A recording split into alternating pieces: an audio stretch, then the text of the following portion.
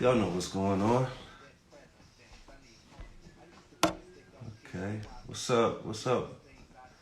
Okay.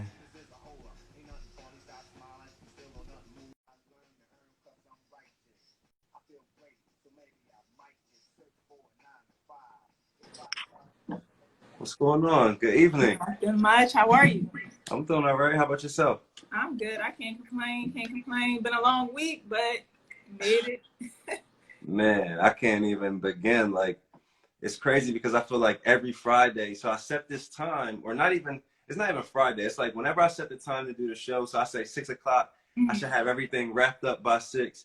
And then it's like 6 o'clock runs around and I'm like still running around with a chicken with my head cut off. Can't get settled. So nah, thank you. I appreciate you for taking the time out to sit with me and give the audience, a insight on what you do, and give them a chance to learn from a very productive young woman. So Thank you. Thank you. I appreciate that. Thank you for having me.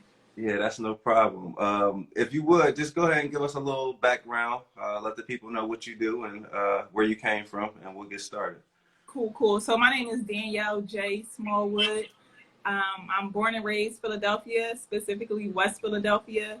I'm a licensed realtor here in PA, as well as Delaware. I wholesale as well. I have a rental property. I had two. I sold one. But I have a rental property that I inherited. And I am a mobile notary as well.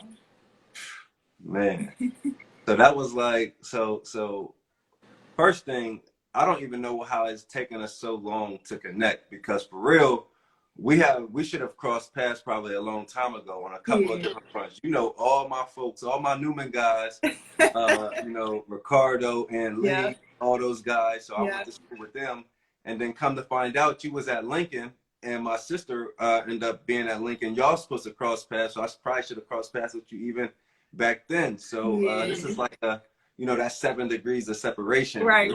Where they say you connected to everybody within 7 people. So Right. definitely. So one of the reasons why I wanted to bring you on is because I thought, like, man, like, you really got it moving and shaking, got a lot of different things going with the mobile notary, the real estate, and the investing. So let me ask you, like, what was it about those 3 things that brought it all together? What made you say, you know what, I got to do all 3? Like, walk me through that. So that's a funny story, actually. So in regards to real estate, my real estate journey began my senior year at Lincoln University. I was always, so like my senior year, like the last few semesters, I would just be online in the library looking up homes online. Like, I'll be on realtor.com looking at homes. Like, I always knew I wanted to be in real estate, but I just didn't know, like, in what capacity. But like I had a certain instinct that I knew that I wanted to be an investor. But I would just be like online looking at homes, and I would be on the phone with my mom too. And she was like, "What you doing?" I'm like, "I'm looking at homes." Mind you, I should be writing a paper or something like that, or studying. But I would be online looking at houses, right? So I graduate.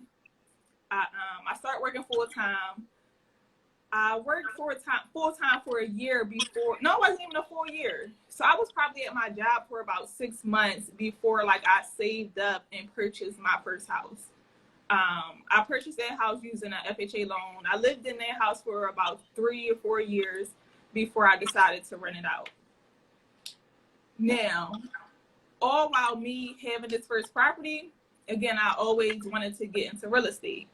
So, and again, in my gut, I wanted to be an investor. A mutual friend of ours, Anthony Lee, he and I went to high school together.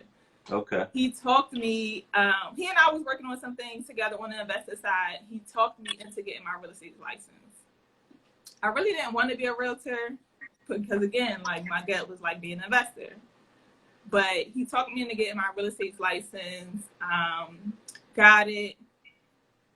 I really wasn't practicing being an agent that much. I was more so wholesaling at the time. So before I became a realtor, I was wholesaling. Then I was like, oh, let me see what the agent thing is about. Stopped wholesaling for a little bit and started focusing on the agent side. Started building that up. And then, funny thing is, I didn't get my notary license until about last year, right? So last year, yeah, I've had it for a year now. So last year, I was working for this real estate investor. He was doing like a bunch of stuff, wholesaling, fix and flip, rentals. Like he was doing like a bunch of different stuff. So I was working for him to like kind of, learn more so the ins and outs. And he asked me, he was like, hey, could you get your notary license for me?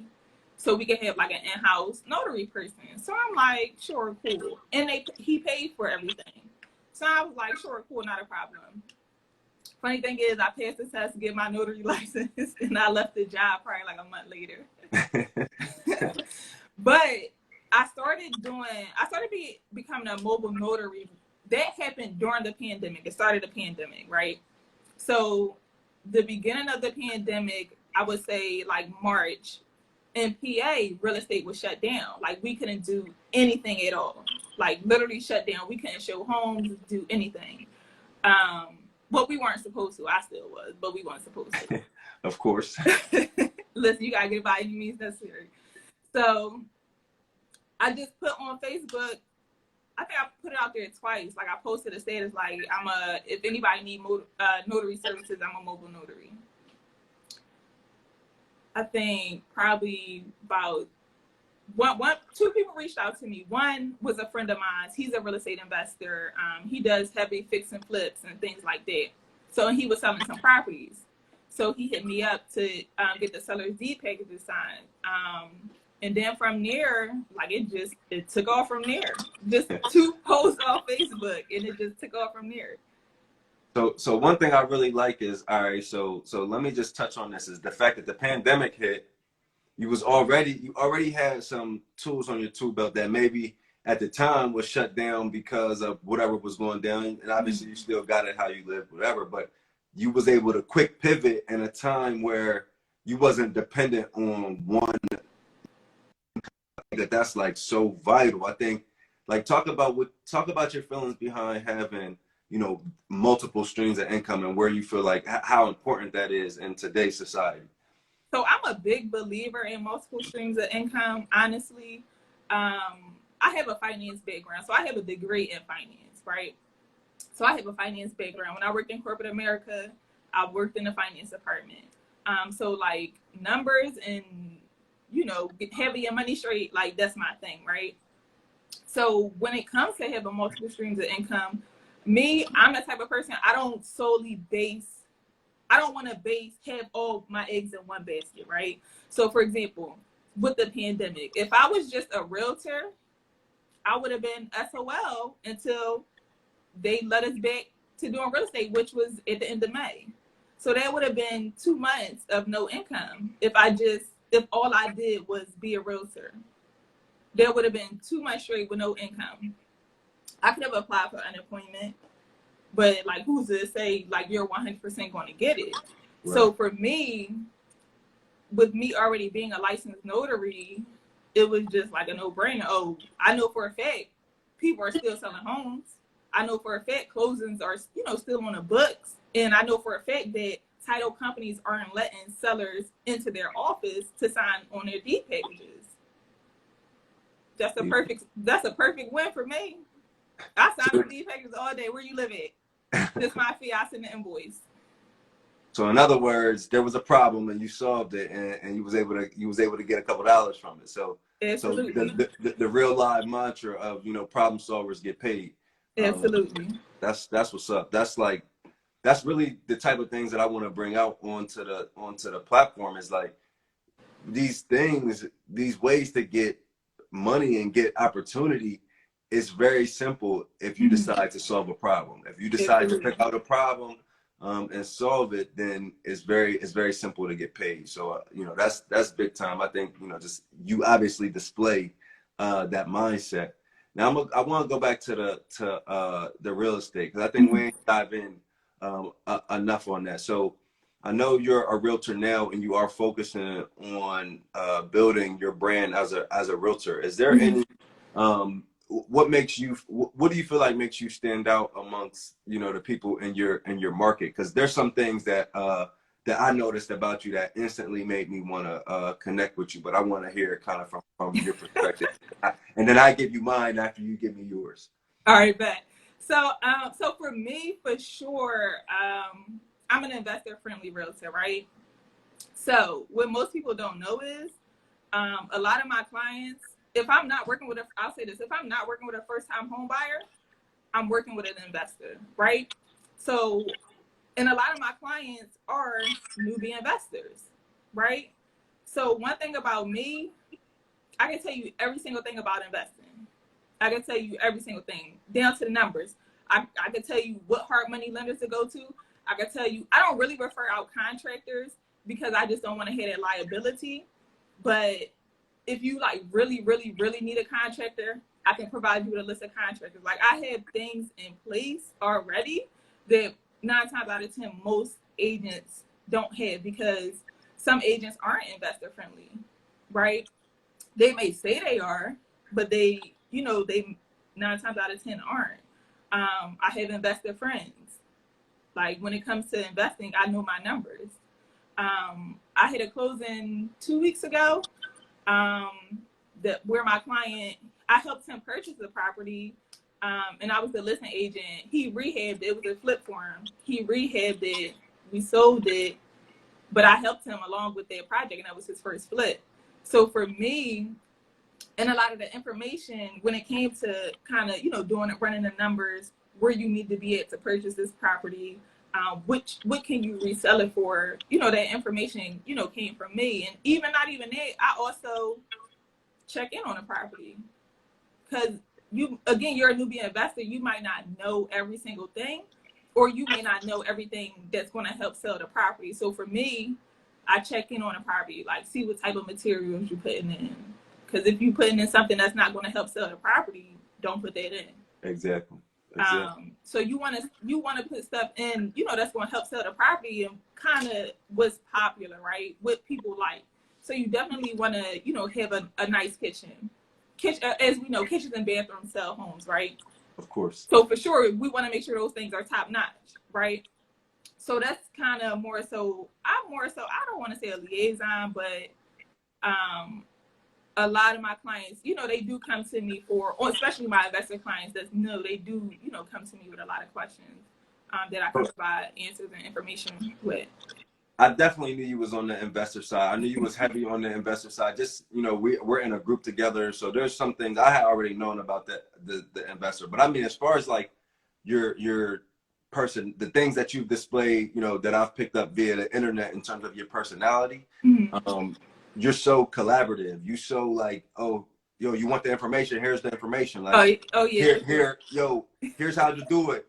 I'm giving you the platform. Come learn. Like, the way that you give it out, that's to me is like one of your big like sellers. Like, I would have total confidence in doing business with you, because I know that you don't have that mentality. Oh, I can't teach them everything. They won't need me, or now I need to keep some for myself. Like, you really like give it out, and you did that with me as a fellow agent. So I can only imagine for your clients, you know, what you're really doing for them. So I applaud you on that. Thank you. I appreciate. Listen, I give everybody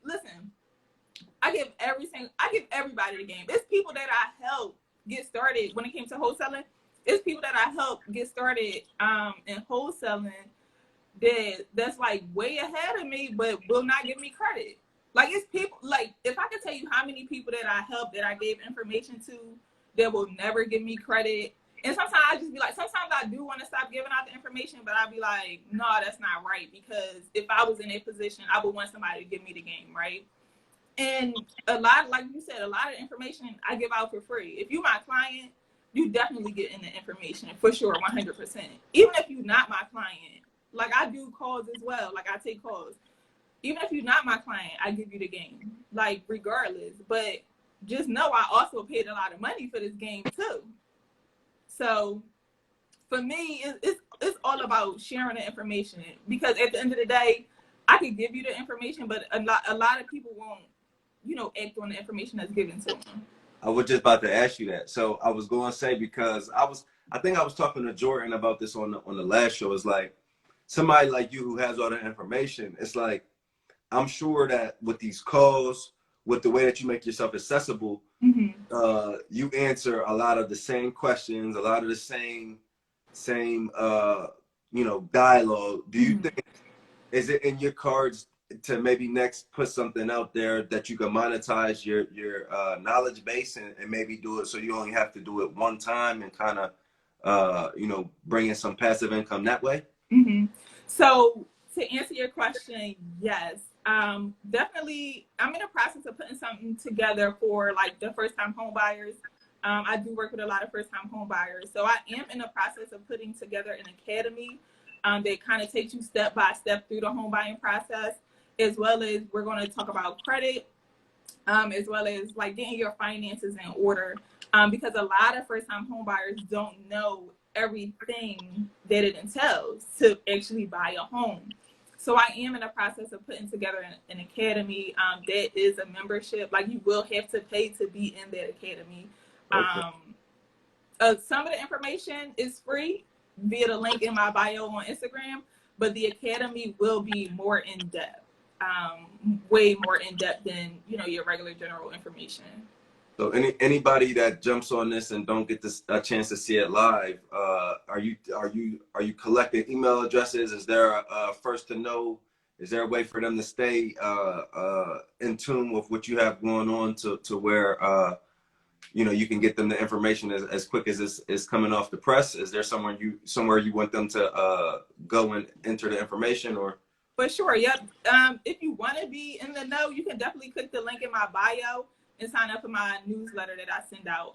I do send out weekly newsletters, whether you're an investor, whether you're a first-time home buyer, whatever the case may be, you can click the link in my bio to sign up to receive that newsletter.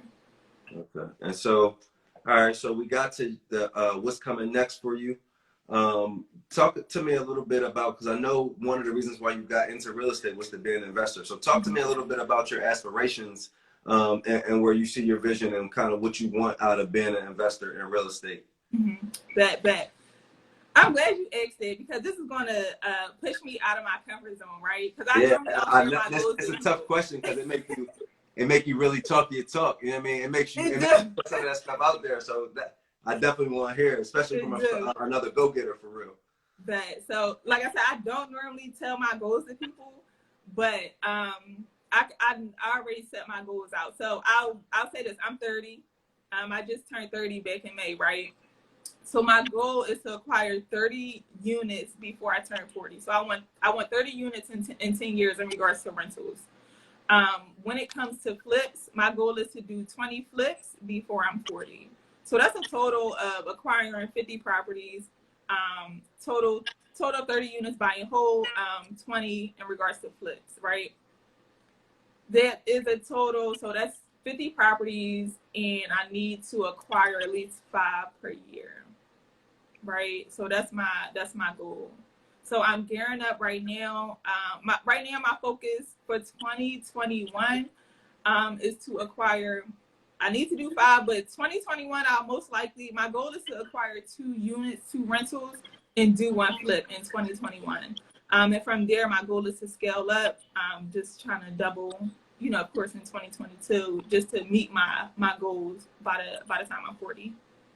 So I like it a lot, but I'm gonna tell you, all that's gonna happen is that 30, because what's gonna happen is you're gonna hit the 2. And then it's going to be like, dang, I just did 2, and it was nothing. And it's going to turn in, that 30 going to turn to 60 easy. Listen. I'm telling you. Listen, I'm just keeping my head down. I'm keeping my head down. You gonna run into that. You gonna run into 30 and be like, oh, I said I was gonna do this in 10 years. It was like 4 or 5. God, wait. Listen, that's the goal. That's secretly the goal too. Yo. But I'm just trying to stretch it out. I'm trying to, pace myself. Yeah, I think it's good. You know why? I'm gonna tell you. I think what you did and how you broke it down was good. So that obviously shows like you're somebody that can make those smart goals, right? You have a goal that's attainable, it's measurable, and you can track it, right? So all those things about how you broke down your goals, I think is big time. I think for anybody watching, when you have a destination that you want to get to, how you was able to back into your numbers per se, like reverse algebra. That's gonna make it so you can't not miss because you know exactly what you have. Right. Sorry, that's somebody probably trying to see a unit or something crazy, but yeah, you know exactly how you could get there. So I think that was dope. So did you learn that somewhere? Is that talk a little bit about that. Talk a little bit about your mindset as far as attacking your goals and what it took to kind of build a mindset to be like that. Now I know you're an athlete, so I know some of that is part of it. But talk to the people a little bit about that. So in regards to mindset, I'll say this. My mindset has definitely gotten better, right? So I've taken a lot of L's in life. Most people don't know. I've taken a lot of L's, and I let those L's get the best of me. So I would say over the past 4 years, that's definitely one thing that I've been working on is my mindset. My mindset is definitely different from how it was 4 years ago. I'm determined. I'm dedicated. Of course, I play basketball. I've always had to do kind of like more than the average person. I've always had to take the steps where other people had like escalators and things like that. I've always had to take the steps. So for me, you gotta be tough-minded. I'm also from Philly, so that's another like different mindset in its own aspect. So again, and I read a lot of books, right? So for me, I'm all about, changing my mindset, building myself up, encouraging myself, reading like great books. I got a book right here that I just finished. So my goal is to read 1 book a month also. I just finished this book. I started this book October 3rd, The 10 Pillars of Wealth. Okay, I've heard about the 10 Pillars of Wealth. 10 Pillars of Wealth. So we're gonna put that in the notes. That's one of the ones you highly recommend. Yeah, listen, I'm about to start reading this book again. I just finished today. I'm reading it again tomorrow, starting tomorrow. It's called The 10 Pillars of Wealth, Mindset of the World's Richest People. This book is amazing. Amazing. And it's on mindset. If your goal is to have a stronger mindset, create wealth for yourself, trying to figure out how wealthy people think, you need to start reading books like that. You need to get around people that think differently. That's another thing. I'm around people that just think different. They don't think like the average person. And you get to a certain point, right, where if you want to be great, you're going to have to do something different than what the average person is doing. So for example, I was about to please bring it up because I think you're going to bring it up, and I'm going to just let you go. Go ahead. All right. Go ahead. If I don't bring it up, let me know. All right. For example, I don't hang around a lot of people. I don't know if that's a good thing or a bad thing. But what I will say is I'm the type of person, I need to protect my mind and my peace and my environment, right? So if you're not speaking certain things or even thinking a certain way, I kind of like shy away from, not shy away, but to a certain extent, we can only, collaborate on a certain level, right? We want everybody to go with us, but not everybody is going to go with us. And that's just something that you have to be okay with. So for me, and you don't have to think the same way I think, that's fine, but you have to push yourself in some way, shape, or form to get to that next level, to get to that, to get to that best you. And that's kind of my goal. So this is what I thought you was going to say, right? When you started saying you got to do something different, talk about talk about why it was so hard for me to get you to not even hard, but why initially we didn't cross paths when I initially reached out to you via Facebook or whatever social media platform.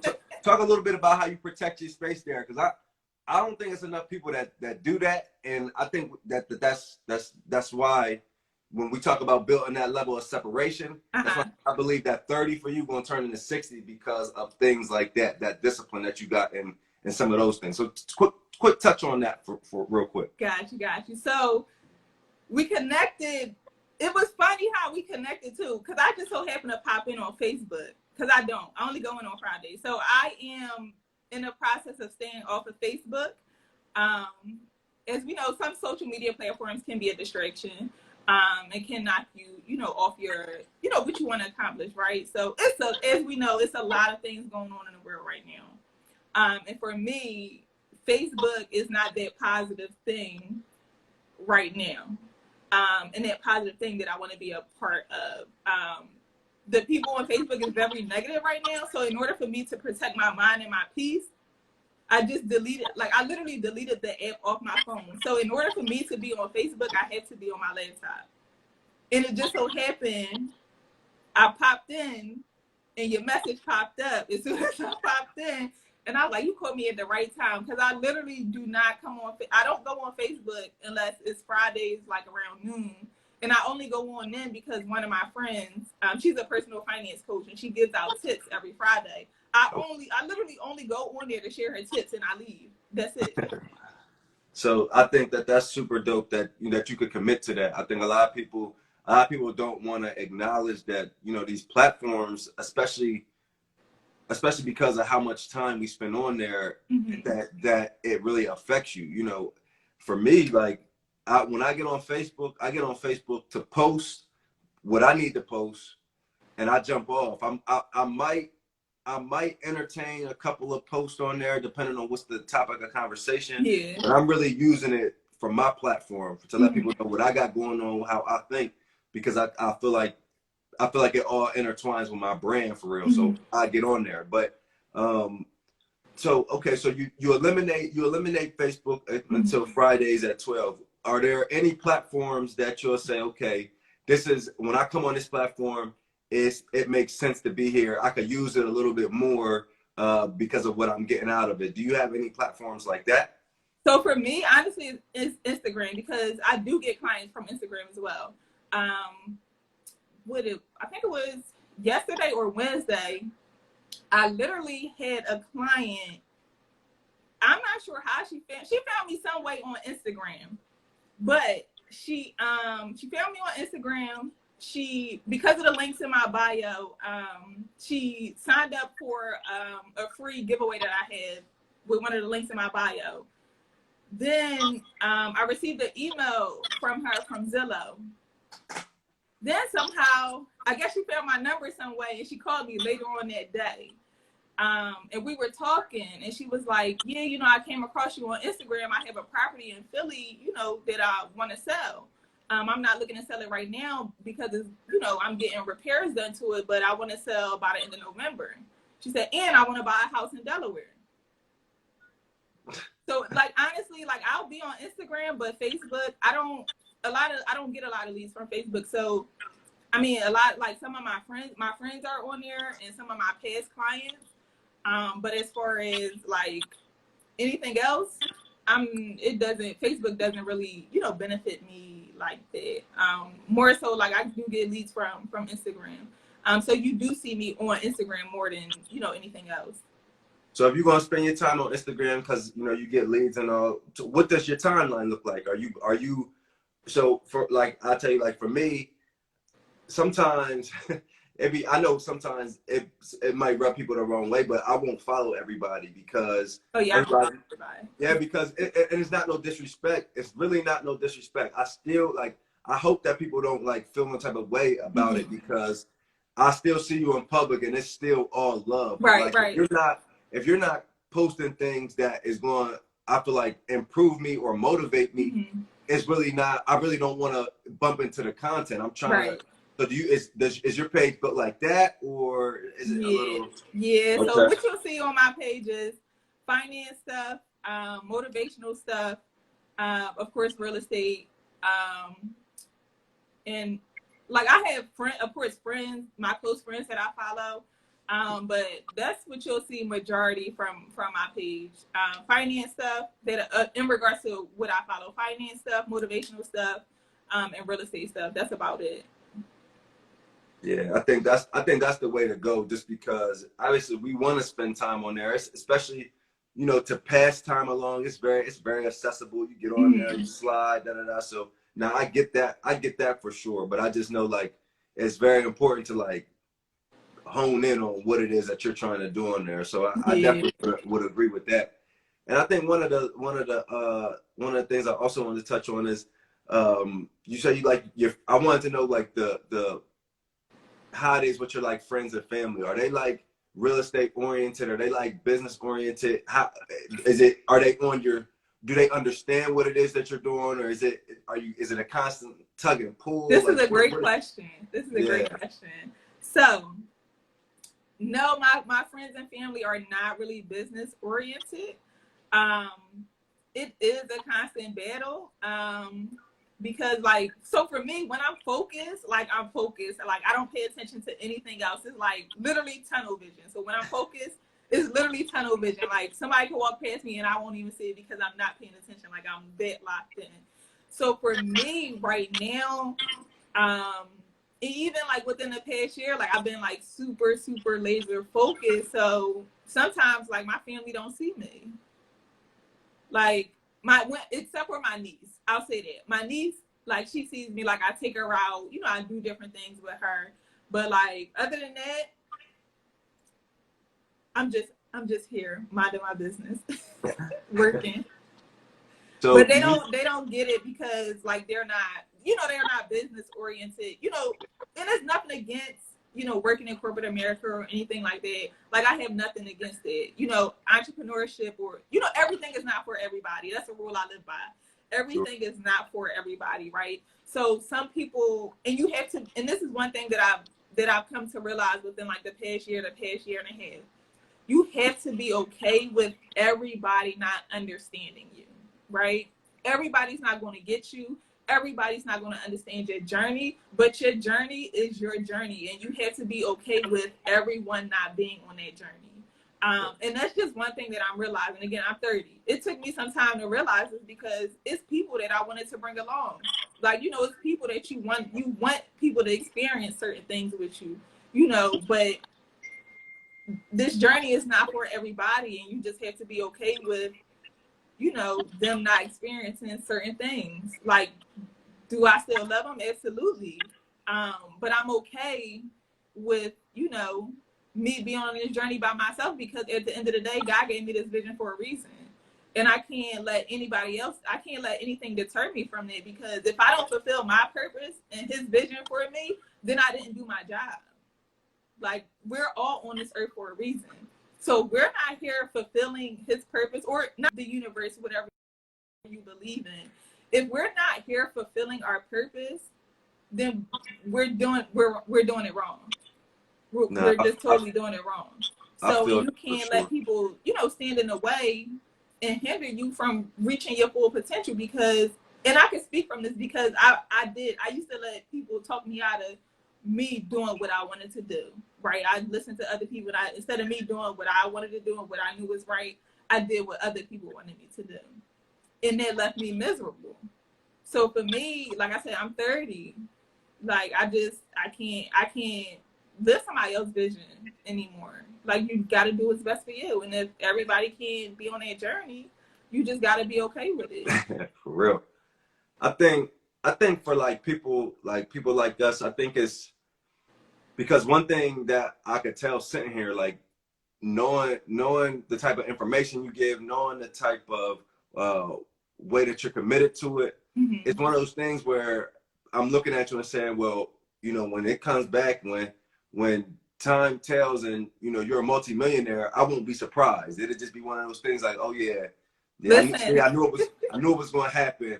You know what I mean? Like, I feel like that's a lot of times it's that mindset of saying, yo, everybody can't come with you, but you may not get it right now, but I promise you, when it happens, Listen, when it all comes don't be together, surprised. You know what I mean? Like, don't be surprised. Like, you should have known that this was going to happen. So I definitely feel like your energy with that is in the right direction. Like, I think, yeah, I think it's very important to have that, because it's a lot of naysayers and things of that. Do you believe in? I know we talked about mindset and we talked about this. Do you believe firmly in like affirmations? Do you have? Absolutely. Listen. Okay. What did you just say? You believe I will be a multi-millionaire, right? That's one of my affirmations. I am a multi-millionaire.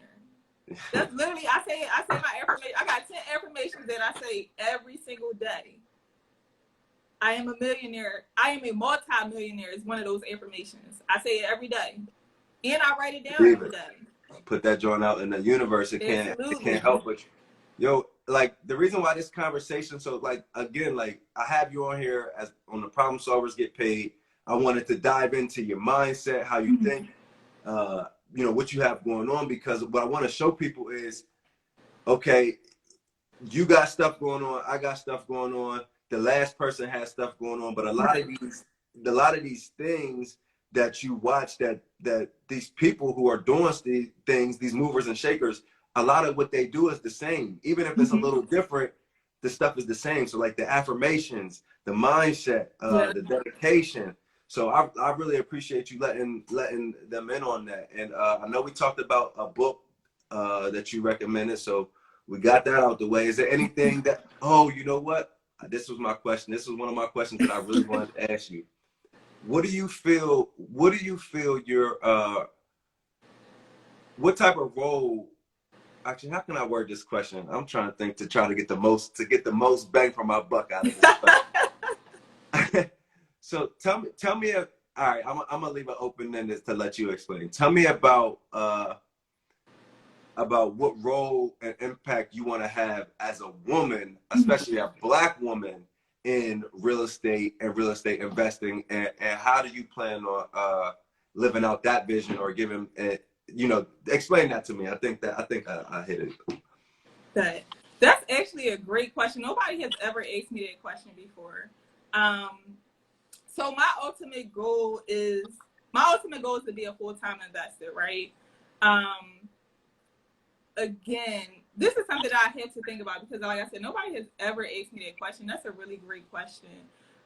Do I need to have 1,001 properties? No, I don't. But do I want to make an impact in this world and in my community? Yes, I do. I've always been someone who has been like in a leadership position, right? I played basketball all my life. I've always been like the leader on the team. I've always been like the team captain. I've coached high school basketball. Like, I've always kind of been in a leadership role, even in college when I was in my entrepreneurship classes. For some reason, like with group projects, everybody wanted me to be like the lead. So for me, I know in a certain aspect, I'm going to be a leader when it comes to real estate. But my ultimate goal is to be an investor and to give back and teach. So my goal within the next 5 years is also to have a community center where, you know, we teach financial literacy, entrepreneurship, and real estate investing, right? So that is mixed in with me being a realtor and kind of giving back to the community and teaching others, because I feel like you said, I give away information, but I don't want to keep all this information to myself, because it's not fair to me to keep all this information and me being the only one that's making money. Like, that don't make sense to me. So for me, it's to be in a leadership role and kind of putting other people in place to create generational wealth, to create a legacy for their family, instead of us, you know, having to continuously have fish fries and people not having life insurance. So, you know, because of my finance background, I want everybody, like, and even us as a Black community, like, I feel like we have to do better, and that's my way of being that leader and doing better, providing that information, providing that education, to get people to be in a better position. So I think you're already on the right. I think you're already on the right path to even those goals. Like as far as being that impactful, uh, person in your community. Young black woman doing it is because one, you're doing the regular job of a realtor, right? So regular job of a realtor, straight off the cuff, is you're doing good for the community. You're helping people have a vested interest in the community. But second, I think like your seminars, right? The seminars you do, the stuff like jumping on my podcast, getting out to the community, letting them know that you out here, that you moving and shaking. I think all that is like super like impactful, because if you look at our communities, and it's crazy, maybe me because I'm so woven into it, but like I feel like Philly, as far as like women in real estate, Philly like really like puts on. Like I feel like Yeah. y'all got a couple of like movers and shakers that's really Yeah. like really popping. And I think that's so dope because you are so impactful just by doing what it is that you have a passion for doing, just by Right. putting yourself out there, being reachable. So now I definitely commend you for that. And I sincerely appreciate it, because for somebody who is passionate about giving out the information and wanting to be my brother's keeper and my sister's protector, to see you put it out there so willingly and say, hey, y'all, I can't bring everybody, but if you're willing to get on this ride, then everybody's welcome. You feel me? So like, Yeah. I really appreciate that, and really think that what you're doing is super dope. I Thank really you. I do. appreciate it. Thank you. I appreciate it. This one thing, I think I posted this. I might have posted this last month, or it might have been like back in August. I posted it in my Insta story. And one thing I always tell people, like, I'm not ultimately where I want to be at right now. But listen, if you like mess with me, stay close, because if I go, believe me, and you want to be a part of it, like you could come too. But you just got, you got to hold your weight. But if, like, I know at the end of the day, I know where my goal is, and I know where I want to be. So if if you're trying to better yourself, stay close.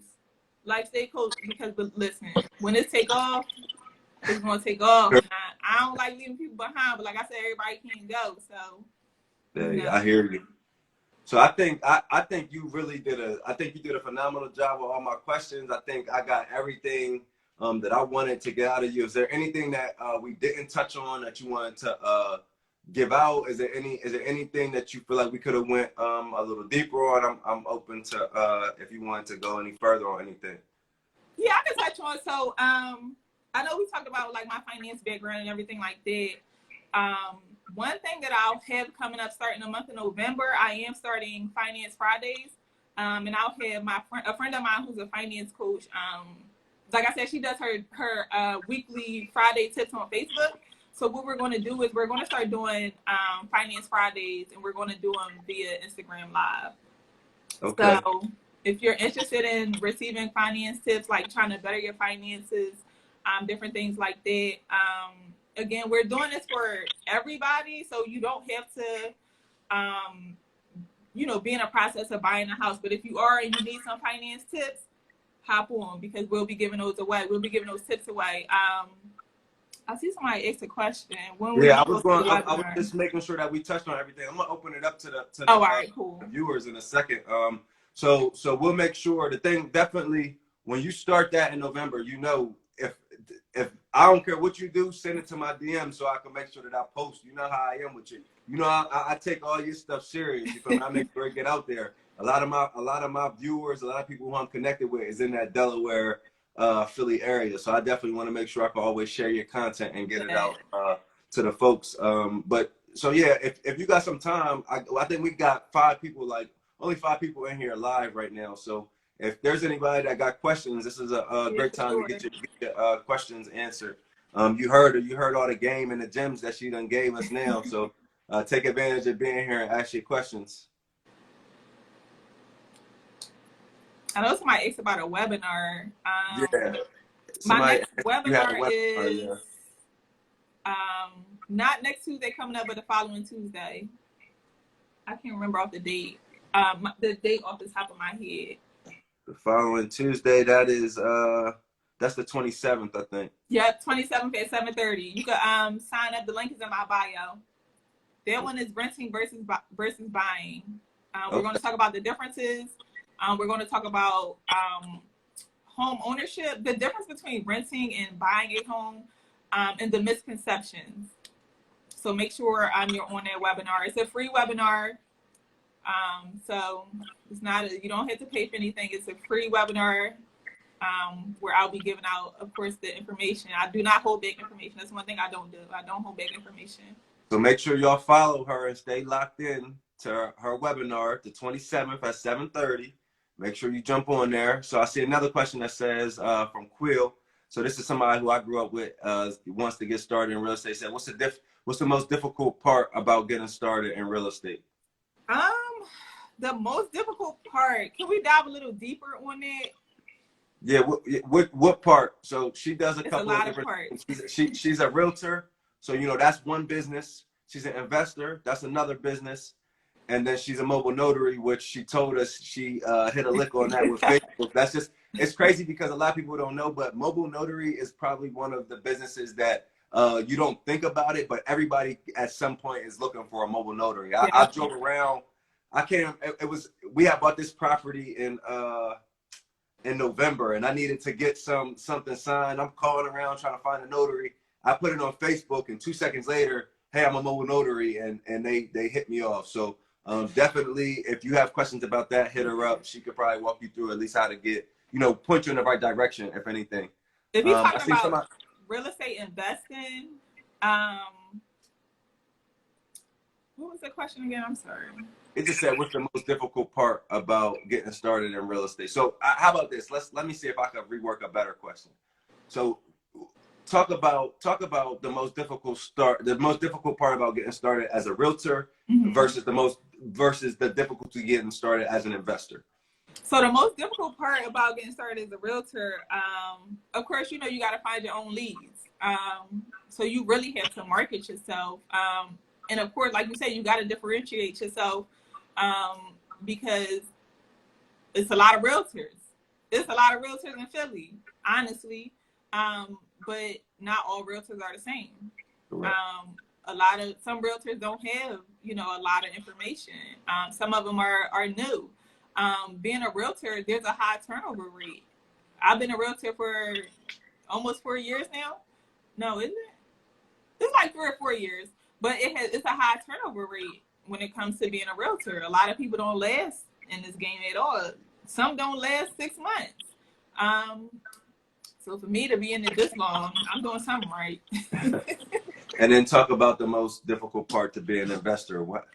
The most difficult part to being an investor is dealing with people.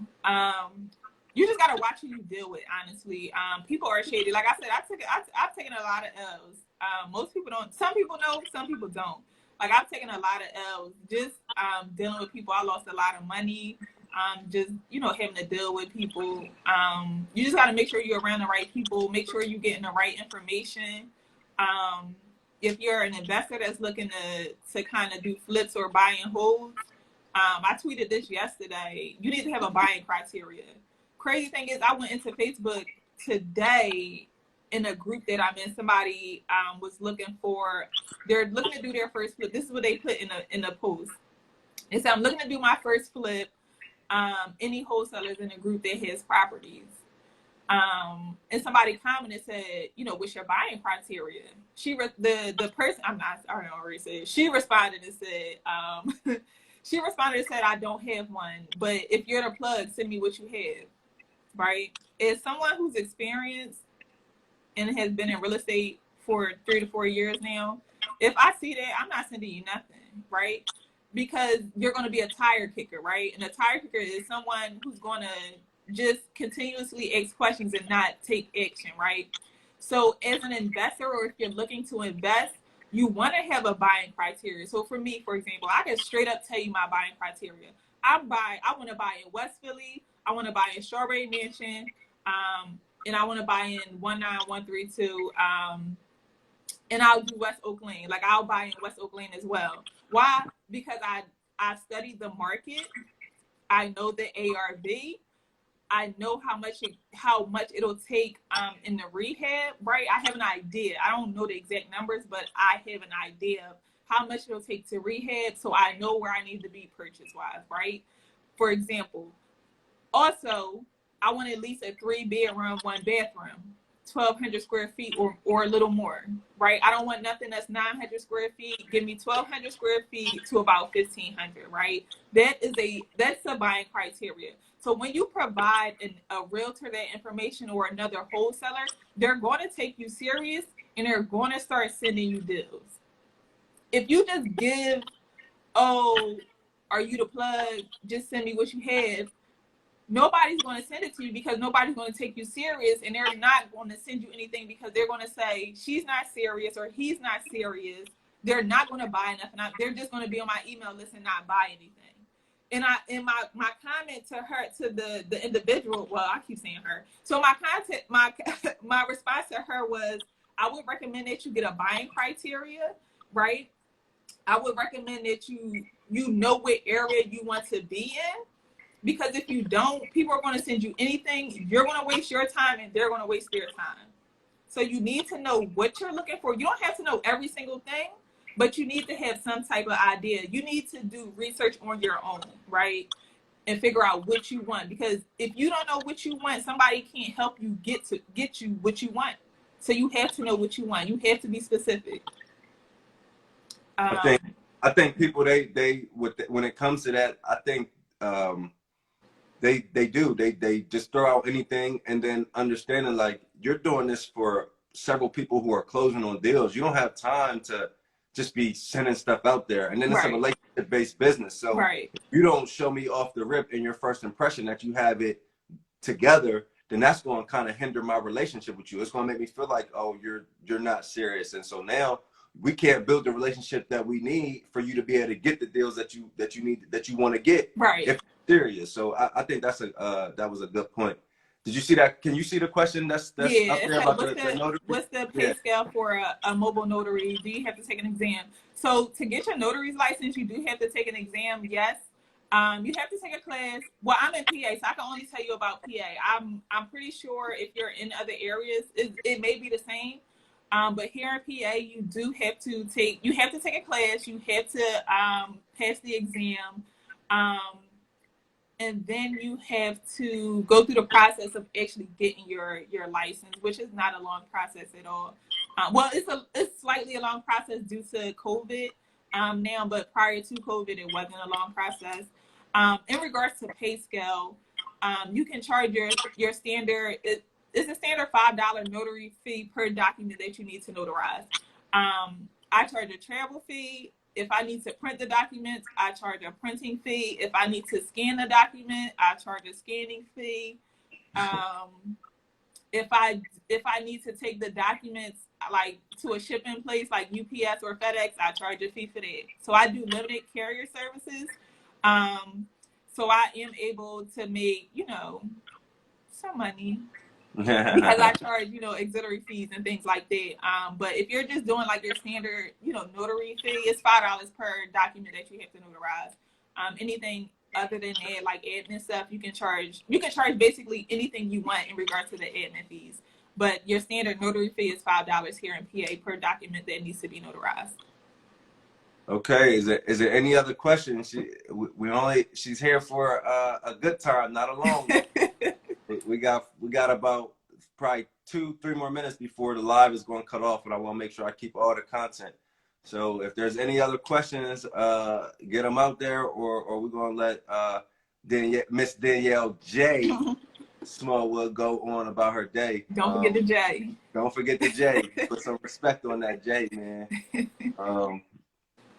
I guess there's no other questions. So Danielle, I really appreciate you taking the time, man. It was good talking to you, learning a little bit more about your story. I see a lot of similarities in between our mindset and between our vision. Mm-hmm. I'm sure the next time I'm back home, I'm trying to get together with all of my people back north that's got this mindset that have this vision. We got to try to set something up just to put a lot of young thinkers in a room and just kind of see what we can come up with. I'm a big believer in being collaborative, and I'm a big believer of group economics. So, absolutely, if we could collaborate on something down the line, we'll figure it out. But Yo, I really appreciate you. I really No do. problem, no problem. Thank you for having me. This is my first live ever. I've never been on live, but listen, you helped me accomplish one goal that I said that I was going to do at the beginning of the month, which was to do more lives, because I don't do them at all. So thank you. I appreciate that. That's no problem. You're a wealth of knowledge. So definitely you know, keep setting those goals as far as putting your stuff out there, because you know, the people definitely need it, and I'm sure it's much appreciated. So we'll connect. I'll let you know when I'm headed back that way. Thanks Okay. again.